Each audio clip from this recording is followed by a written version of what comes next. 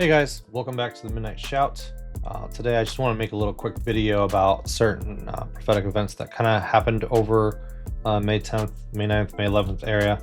I want to show you something a lot of people kind of overlook when it comes to Israel.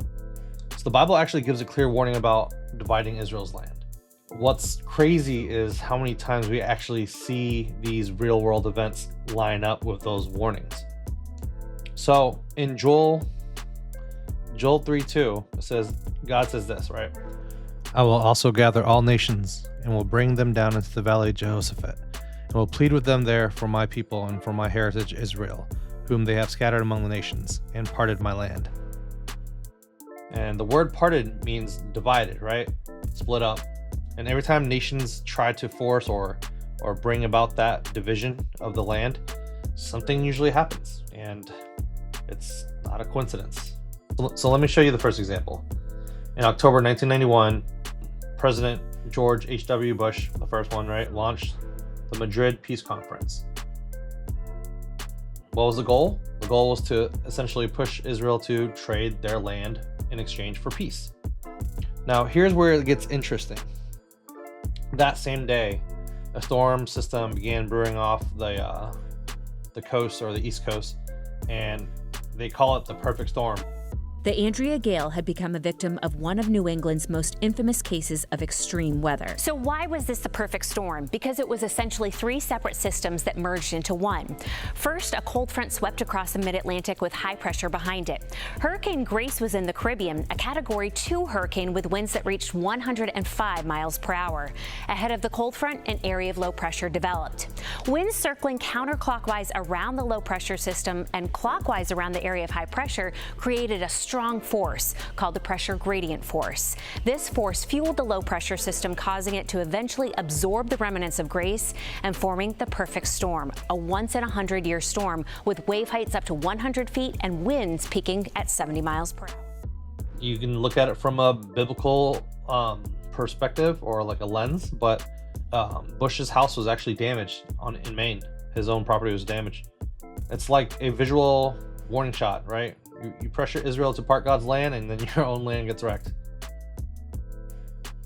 You know, maybe coincidence. Who knows? Here's another one. So let's go forward to 2005. So under the pressure from the U.S., Israel's government actually forced the evacuation of the Jews and their families from the Gaza Strip. So about over 10,000 people were removed from their homes from the Gaza Strip back in 2005. Moment Palestinians in Gaza have only dreamed of. After 38 years, Israel's troops are gone. Jewish settlements they protected, now Palestinian again. We all feel the same kind of joy, says Ahmed. We lived very close to these settlements and suffered a lot, he says. It's a feeling that's brewed decades of anger, directed here at an abandoned synagogue. Few Palestinians believe these hated symbols of Israel's occupation should remain.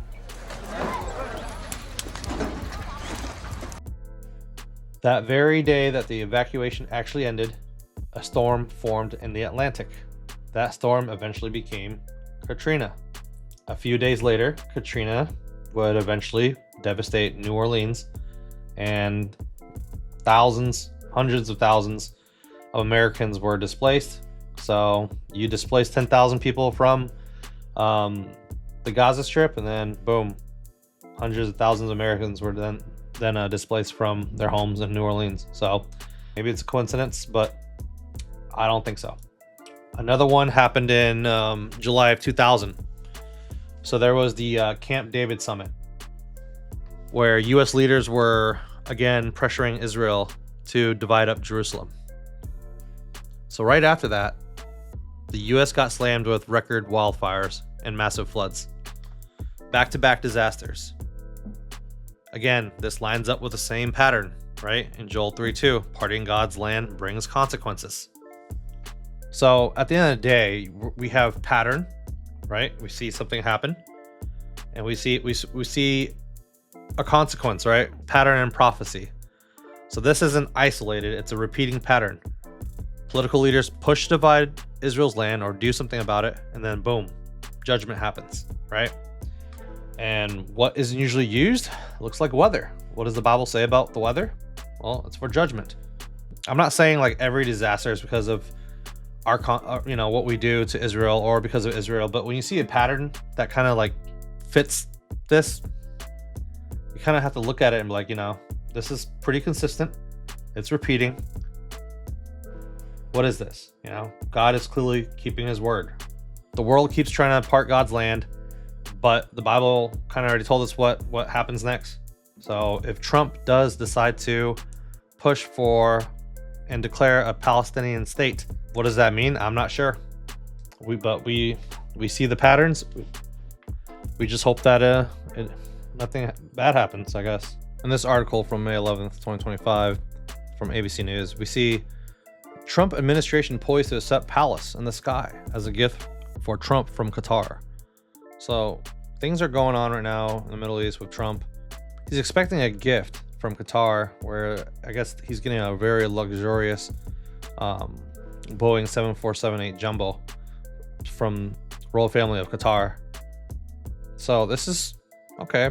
He's getting a gift. Why is he getting a gift? What deal was made? And then we have as well in another article from May 11th, same time, we see that there's from NBC, there's disagreements on Iran. I guess Gaza straining Trump-Netanyahu relationship. So there's rumors that he will propose a two-state solution and announce the Palestinians to have their own state. So it looks like the Israelis are honestly just worried about any deal that Trump may make without them, or with any deal with Iran. We know that over this past week, we've made a deal with the Houthis, right? So we have peace there in that regard. Israel didn't like that.